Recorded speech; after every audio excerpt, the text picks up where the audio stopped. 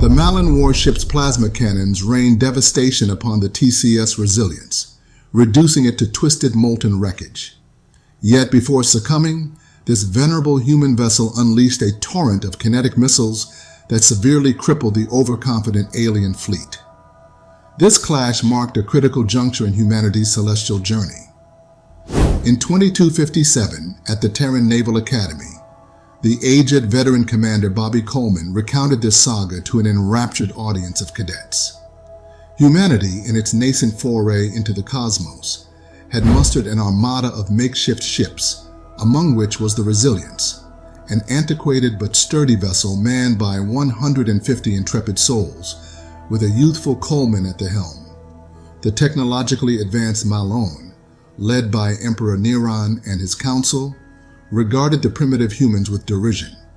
They orchestrated an ambush with a dozen superior warships as the Resilience explored a new star system. From light years away, Neron watched the skirmish, directing his fleet to torment the humans before annihilating them as a stark warning. Outnumbered and technologically outmatched, the fate of the Resilience and its crew seemed sealed. However, Coleman had a stratagem up his sleeve, leveraging the ship's outdated technology to their advantage. The battle that ensued was brutal, with significant losses. If the Resilience fell, it would signal humanity's unpreparedness for interstellar expansion.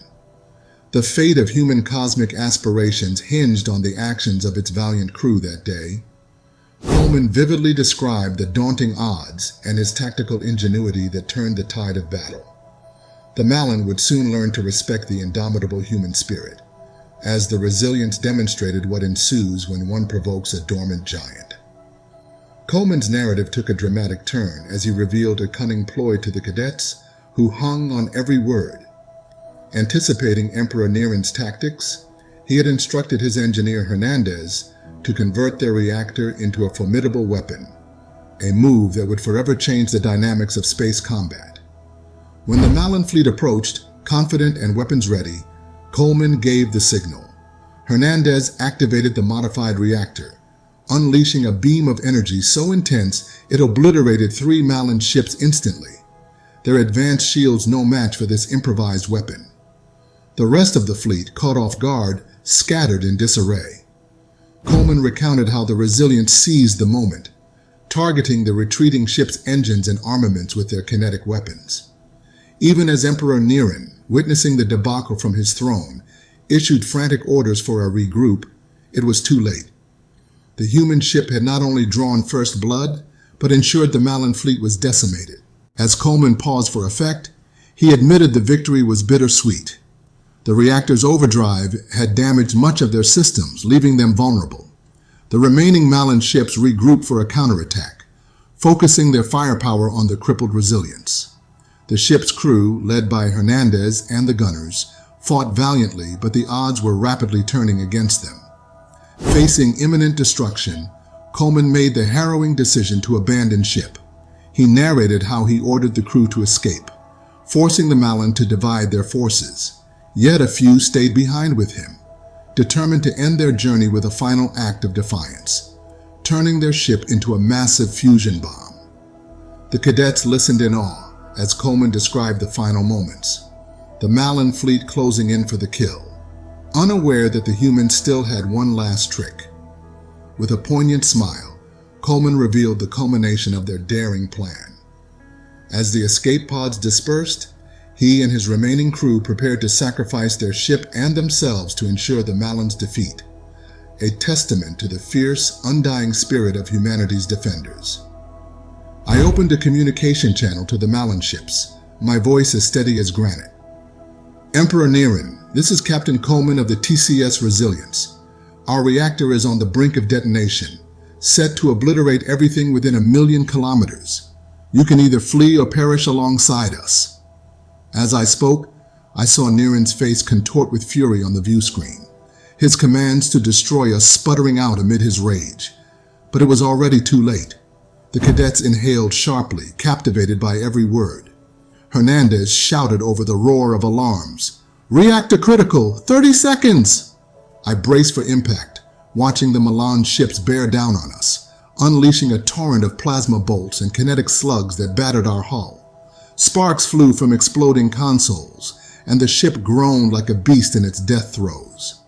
As the reactor reached critical mass, the Resilience erupted in a blinding explosion.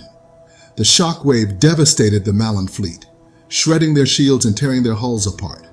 Debris spiraled into the void. I let the cadets visualize the chaos, pausing as Neren's flagship, last to be struck, spun out of control. His curses filled the comms until all that was left was silence. The cadets sat stunned as they absorbed the gravity of the Resilience's final act.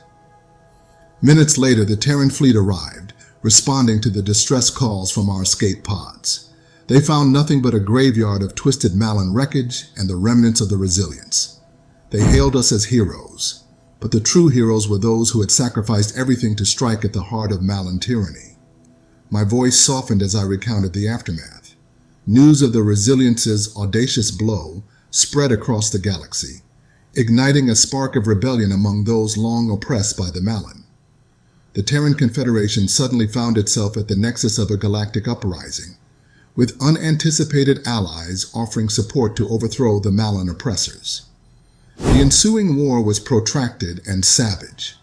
The Malon, though arrogant, were a formidable adversary, clawing fiercely for every star system. But as the years passed, their empire crumbled under the weight of continuous rebellion.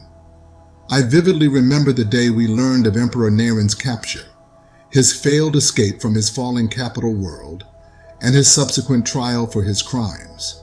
But victory was bittersweet. The war had exacted a heavy toll. Many planets lay in ruins, and countless lives had been lost. Some, like Hernandez, struggled with the haunting memories, retreating to quiet lives hoping for peace. Others, like Reynolds, dedicated themselves to rebuilding, helping to forge new paths from the ashes of war. As for myself, the war had left indelible marks. Physically and mentally scarred, I could no longer serve in battle. Instead, I chose to inspire the next generation at the Academy, teaching them about the real price of courage and the essence of sacrifice. Every year on the anniversary of the Resilience's last stand, I'd reunite with surviving crew members. We'd reminisce, toast to our fallen friends, and reinforce the legacy of our struggle. The Resilience may be gone, I'd say, my voice laden with emotion, but her spirit persists as long as there are those willing to confront oppression and champion justice. There will always be hope. As silence filled the auditorium, the cadets, previously untouched by the costs of freedom, now understood the profound sacrifices made. They resolved to honor the legacy of the Resilience and its crew, ready to defend the Terran Confederation against future threats. This was the greatest tribute they could offer, to ensure that the flames of hope and defiance, so boldly kindled by the Resilience, would never be extinguished. If you've been moved by this tale of valor and sacrifice, please subscribe and like the video. Leave a comment with your thoughts, and I'll personally respond to each one. Your support means the world to us. Thank you for sharing this journey through the stars.